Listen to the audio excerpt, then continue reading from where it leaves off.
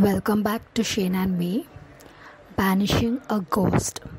The wife of a man became very sick. On her deathbed, she said to him, I love you so much. I don't want to leave you, and I don't want you to betray me.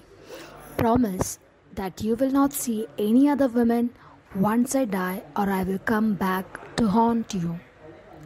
For several months after her death, the husband did avoid other women, but then he met someone and fell in love. On the night that they were engaged to be married, the ghost of his former wife appeared to him.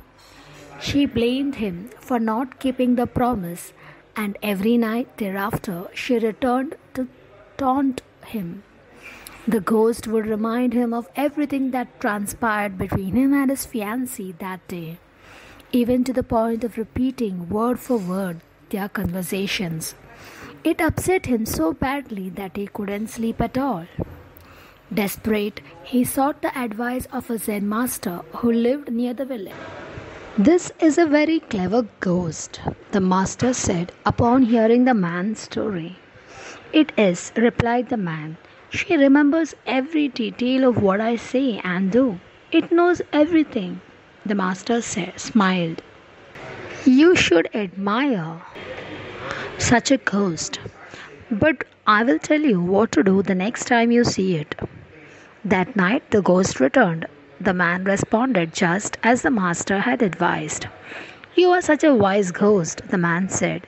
You know that I can hide nothing from you if you can answer me one question. I will break off the engagement and remain single for the rest of my life. Ask your question, the ghost replied. The man scooped up a handful of beans from a large bag on the floor. Tell me exactly how many beans there are in my hand. At that moment, the ghost disappeared and never returned.